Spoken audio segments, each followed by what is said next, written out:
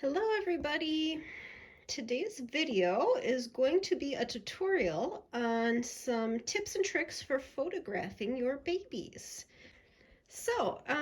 Photographing your patch is definitely a big part of collecting, I would say. Most of us like to take pictures of our babies and share them online in the different collecting groups. And I've been collecting for several years now, and along the way, I've learned a lot of um, great tips and advice on how to take photos of your babies that just look really nice and professional. So I thought I would pass along some of those today. Now, I want to preface it by saying, you can photograph your babies however you would like. There's obviously no one right way or wrong way to do it, but these are just some things that I have found make for really nice photos that also tend to get a lot of compliments from people when I share them. If you like to do something else or a different style, you go with what makes you happy. This is just what I've found tends to work really good for me. So the first tip I want to talk about is choosing a background. And what I would recommend is picking a background, one that kind of complements whatever the baby is wearing, and two, that is not too busy or cluttered. So here would be an example of a background that doesn't really work for this photo. First of all, the colors aren't really complementing this little bunny outfit that Indy is wearing. They're not necessarily clashing, but it's not really doing anything for the photo.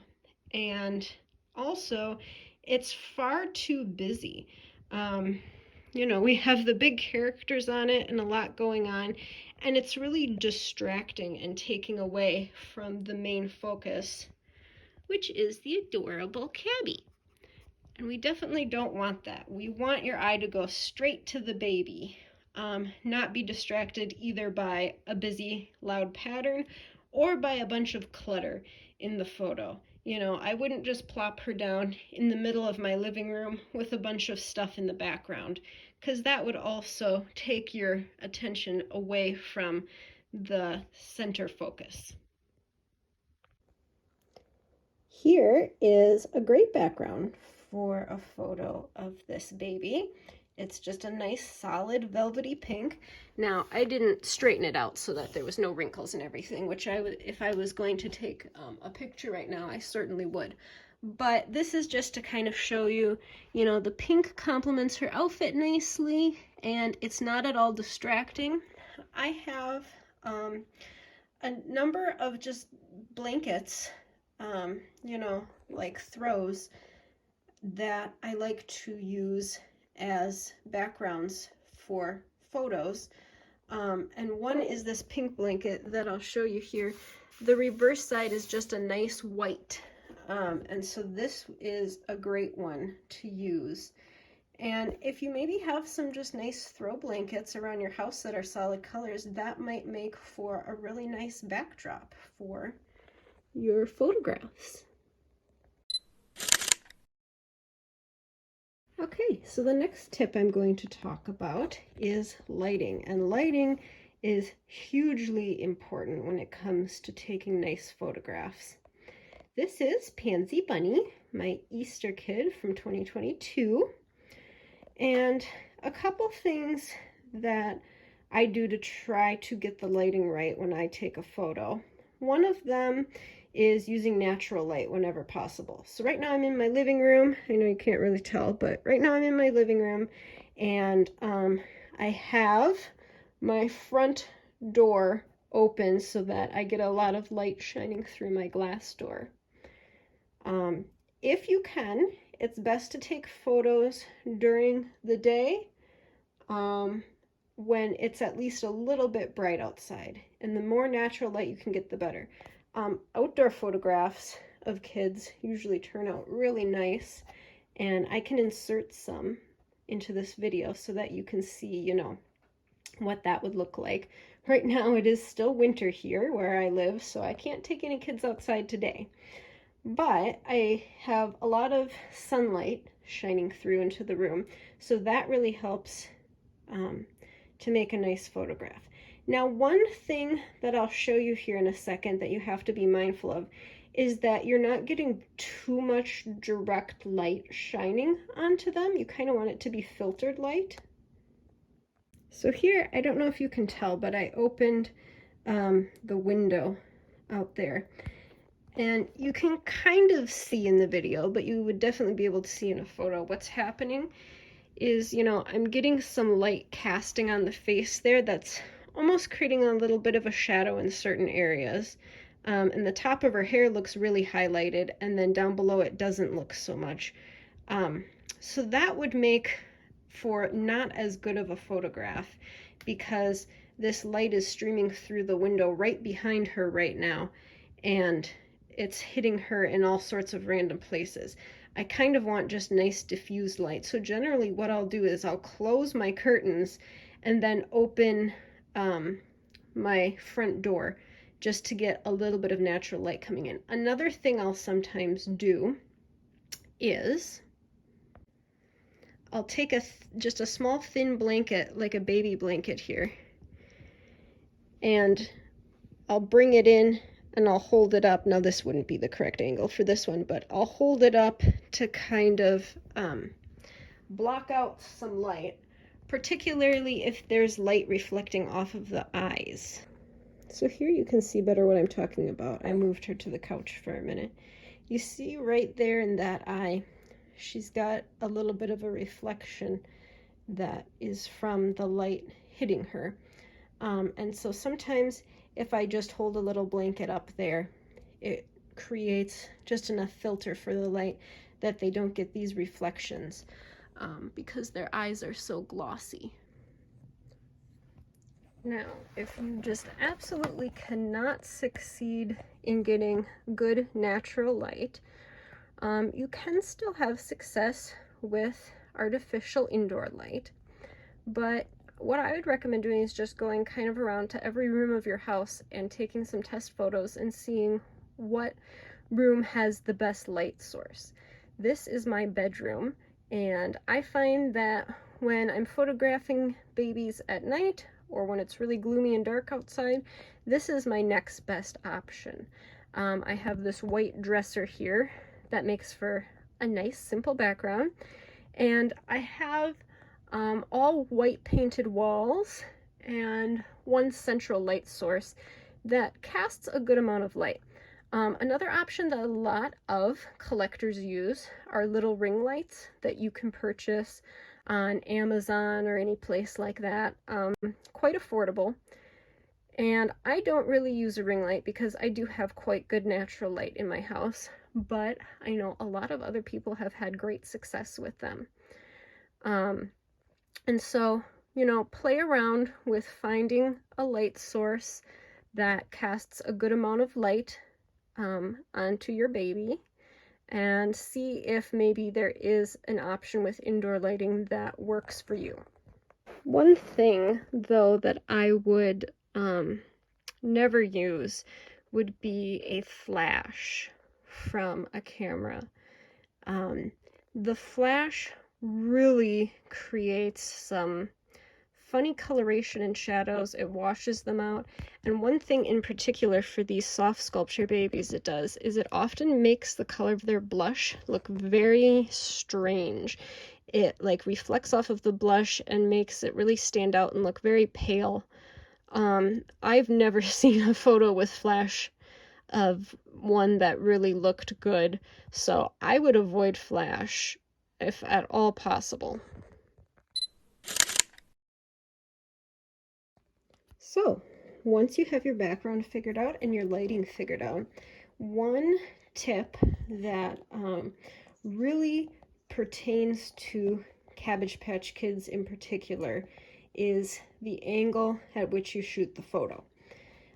So again, this is personal preference, how you want your baby to look in the photo, but what I want to demonstrate to you now is how different the face can look depending on what angle you shoot it at. And I would argue that in general, some of these angles are more preferred than others by many of us. Here is an example of a low angle that is sort of shooting up the nose of the baby. And what this does is it really highlights the chin and the cheeks. And it doesn't give you a great feel for what their face really looks like. It, to me, reads very distorted. And so I prefer not to shoot kind of dead on or from down below up the face like this, because I don't think it looks very attractive. And here, as you can see, is the same kid, totally different angle. And right now I am standing up, whereas before I was sitting on my knees. And this is shot more downward into the eyes. And this is more, I would say, realistic to what the baby looks like. Here we have more featuring of the upper part of the face. It doesn't distort the cheeks and chin as much. It just gives her a softer, sweeter expression. And you can still see her little smile. But I much prefer this sort of angle in photography as opposed to this angle. Here would be an even more dramatic angle that some people like to photograph their kids at. Here, what I've done, show you from the side a little, is I've actually hunched her forward a bit, and then I'm shooting kind of down into the hair and the eyes. Now, once again, if you take this concept a little bit too far, you sort of get this disproportionate look where like you almost can't see that they have a mouth there, right? But if done correctly, it can look sweet. It gives them this sort of innocent, unassuming look. It hides more of the smile, so they look more contemplative. And sometimes that can be a very cute photograph. It just depends on the look you're going for. Another way to pose a baby that I think looks really cute and kind of automatically sets you up for that ideal angle of the face is, while they're sitting, you spread their feet apart, and then you have them sit with their hands touching their feet. And it's hard to do with a camera, but I'll show you in a moment it all set up. Okay, so here I just wanted to show you, I did get her into the angle where you balance their little hands in between their feet. And, you know, from here it looks like it would make for quite a silly picture. But now what you do is you bring your angle more straight on, dead on to their face here, and then it really makes for a cute picture. One final thing to consider when taking photos of your kids is the use of props. Now, you don't need to add any props to a photo to make it special. Most of us are going to be looking at the baby anyways. So if you don't want to do any props, I think that is more than fine. Most of the time I don't use any props, but sometimes it is fun to add just a little visual interest to the photo, or particularly what can be nice is when sharing the photo to add a little bit of a storyline to it. Here we have Addie Kate with some little pom-pom chickies, and you know, when I share this in the Cabbage Patch groups, I might add a caption that says, you know, Addie Kate is looking forward to spring and so are her chickies, or something like that. And this just kind of is a fun little way to do something different with your photos. Another helpful skill to learn when it comes to having great photos is a little bit of editing. I always like to crop the image so that it's about a square with not a lot of extra blank space at the top or bottom or sides. And then I also will either use the magic wand feature, which is on most photo editing apps, or I'll go through and I'll manually mess with the settings to achieve the brightness level I want. Sometimes I find I need to color correct a little if my photo got a little washed out or kind of the wrong temperature to it. I will correct some of that until it looks, for me, the way that my eye has seen it in real life. I'm not necessarily trying to change the photograph to look enhanced. I'm just trying to get it to the way it would look if you were standing there in real life seeing it. I hope you guys have found this video helpful. Most of the time when I am photographing my patch, I just use my iPhone. Many phones these days have wonderful cameras on them. But if you don't have a cell phone that has a good camera, you may wish to use a regular camera to take your pictures. If you have any questions on anything, do comment down below and I'll try to answer them. And as always, thanks for watching.